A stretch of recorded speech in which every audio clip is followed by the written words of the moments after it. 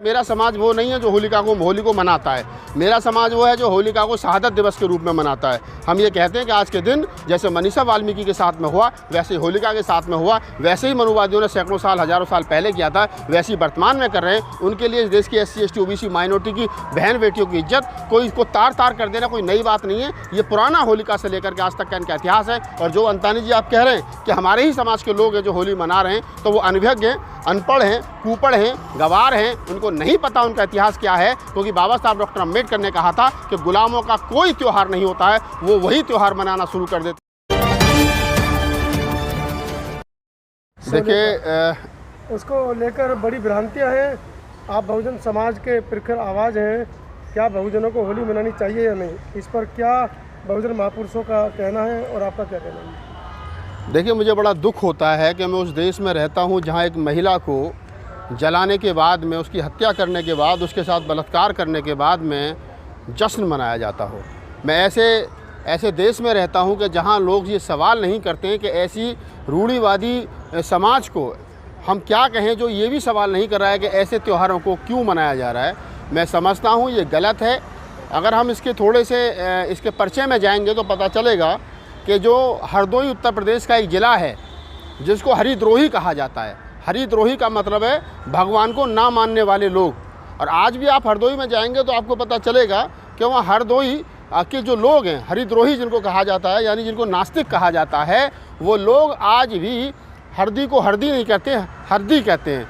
मिर्च को मिर्च नहीं कहते, मिर्च कहते हैं। वो रे शब्द का आज भी वहाँ पर प्रयोग नहीं करते हैं। और यही कारण है कि जहाँ जिसको हम हरदोई कहते हैं, हरदोई शहर बुद्धिस्टों का शहर था। और वहाँ पर हिरण्याकश्यप नामक एक राजा जो है वो राज करता था, जिसका एक बेटा था, जिसका बेटे का नाम था प्रहलाद।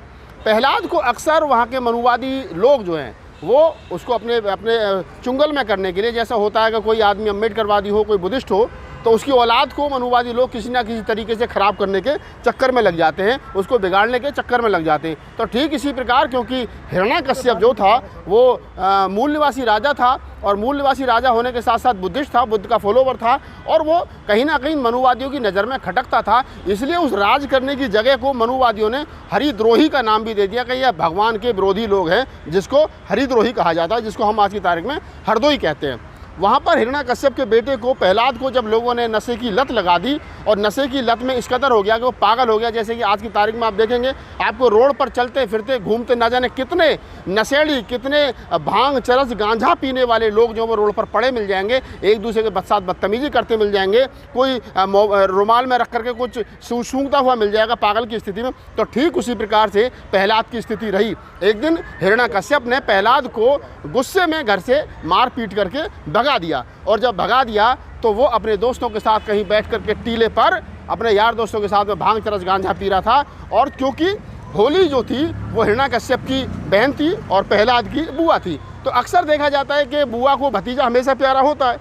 तो बुआ जो है वो अपने भतीजे को ढूंढने रात के अंधेरे में जब निकली कि मेरा भतीजा मैं ढूंढ करके लाऊं, रात में कहाँ जाएगा, तो हिरण्याकश्यप की बहन होली और प्रहलाद की बुआ होली जो है वो प्रहलाद को ढूंढने के लिए निकली। प्रहलाद अपने दोस्तों के साथ में वहाँ पर नशा, गांजा, चरस, अफीम जो भी था वो नशे में धुत था, और वहाँ पर वो जो है नशा कर रहा था। उसके बाद में उन्होंने होली के साथ में जो प्रहलाद था, प्रहलाद के दोस्तों ने होलिका के साथ में बलात्कार किया, सामूहिक बलात्कार किया, मैं ये कह सकता हूँ इसको। और बलात्कार करने के बाद में जब उनको होश हुआ कि ये तो राजा की बहन है जिसके साथ हमने बलात्कार कर दिया, तो वहाँ पर ईंधन इकट्ठा करके, जंगल में ईंधन इकट्ठा करके, लकड़ी इकट्ठा करके रात के अंधेरे में होलिका को जला दिया। आप समझिए कि पहले राजा की लड़की के साथ, राजा की बहन के साथ में बलात्कार किया गया सामूहिक रूप से, उसके बाद में फिर उसको कहीं ना कहीं जलाने की कोशिश, जला दिया गया। और जब सुबह को तमाम लोगों का नशा उतरा या नशे में वो लोग थे, तो जो वहाँ धूल रह गई थी, जो उनकी अस्थियाँ थी, जो मिट्टी थी उसके शरीर की, मृत शरीर की जो मिट्टी थी, उससे उन नशे में उन तमाम लोगों ने उसको धूल को उड़ाया, जिसको अगले दिन धुलेंडी कहा जाता है। सबूत मिटा दिए गए। मैं वर्तमान समय में कहूँ कि जिस प्रकार से आपके हाथरस में जो वाल्मीकि लड़की थी मनीषा वाल्मीकि, पहले उसके साथ सामूहिक बलात्कार किया गया, फिर उसकी हत्या हो गई, तो फिर पुलिस की देख-रेख में उसको जला दिया गया। तो ये भी एक उसी प्रकार का प्रकरण है। तो होली का हम तो कहते हैं कि शहादत दिवस मनाना चाहिए। होली जला करके जो लोग खुशी होते हैं, वो जो अगले दिन आपने देखा होगा कि इसी देश के अंदर दारू पीने का शौक होली से अगले दिन, जिसको धुलंडी कहते हैं, तो है देश भर में। और ये कहीं ना कहीं गलत प्रथा है। देश के मूल निवासियों को चाहिए कि वो लोग कहीं ना कहीं इस गलत प्रथा को तोड़ें और होली का शहादत दिवस मनाना शुरू करें, ना कि होलिका का पर्व मनाना शुरू करें। ये मनुवादियों ने इस देश के अंदर जिस प्रकार से पहले हमारी मूल निवासी बहन के साथ बलात्कार किया, फिर उसकी हत्या की, फिर उसको जला दिया रात के अंधेरे में, और अगले दिन उसकी धूल को उड़ा दिया गया, सबूतों को नष्ट कर दिया गया, जिसको धुलंडी कहा गया। तो मैं मानता हूं कि हमको होली नहीं मनानी चाहिए। हमको माँ होली, बहन होलिका के लिए शहादत दिवस के रूप में इस दिन को मनाना चाहिए। आप ही के समाज का एक बहुत बड़ा वर्ग है जो इसको बड़ी खुशी से मनाता है। मैंने कहा ना, मेरा समाज वो नहीं है जो होली को मनाता है। मेरा समाज वो है जो होलिका को शहादत दिवस के रूप में मनाता है। हम ये कहते हैं कि आज के दिन जैसे मनीषा वाल्मीकि के साथ में हुआ, वैसे ही होलिका के साथ में हुआ, वैसे ही मनुवादियों ने सैकड़ों साल, हजारों साल पहले किया था, वैसे ही वर्तमान में कर रहे हैं। उनके लिए इस देश की SC ST OBC माइनॉरिटी की बहन बेटियों की इज्जत कोई इसको तार कर देना कोई नई बात नहीं है। ये पुराना होलिका से लेकर के आज तक का इनका इतिहास है। और जो अंतानी जी आप कह रहे हैं कि हमारे ही समाज के लोग हैं जो होली मना रहे हैं, तो वो अनभिज्ञ हैं, अनपढ़ हैं, कुपढ़ हैं, गवार हैं। उनको नहीं पता उनका इतिहास क्या है, क्योंकि बाबा साहब डॉक्टर अम्बेडकर ने कहा था कि गुलामों का कोई त्यौहार नहीं होता है। वो वही त्यौहार मनाना शुरू कर देते हैं जो उनके ऊपर थोप दिया जाता है। तो ये समाज गुलाम था, और गुलामी में जो भी उनको उपहार स्वरूप मिला, त्योहार, तुम्हारी हार के रूप में जो उनको उपहार स्वरूप मिला, वो उन्होंने उसको मनाना शुरू कर दिया। चाहे वो होली है, चाहे वो कुछ है, चाहे वो अन्य कोई त्यौहार है, चाहे वो करवा चौथ है, चाहे वो भैया दूज वगैरह जितने त्यौहार हैं इस देश में, मूल निवासियों का कोई त्यौहार नहीं है। मूल निवासियों का अगर अपने कोई त्यौहार हैं तो वो बुद्ध पूर्णिमा, 14 अप्रैल, गुरु रविदास जयंती, नानक जयंती, इन सब सारे त्यौहारों को मनाना चाहिए। धन्यवाद।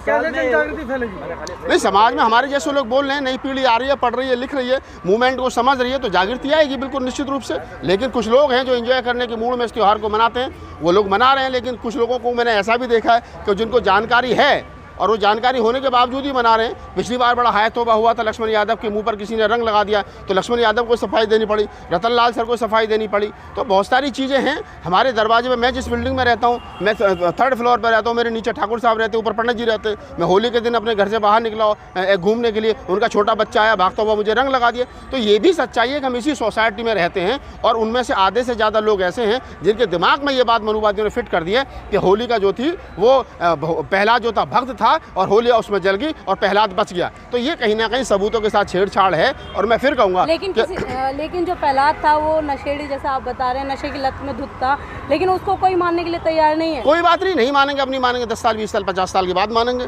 आप जो लोग ये कहते हैं कि होली प्रहलाद भक्ता वो बच गया, होली जल गई, तो आज किसी की गोद में बच्चा लेकर के उसमें लकड़ी में बिठा करके दिखा दो और दोनों को आग लगा दो, पता चल जाएगा। और मैं तो कह रहा हूँ, मैं कह रहा हूँ ना, इस देश में सबसे ज़्यादा शक्ति किस में? शंकराचार्य में।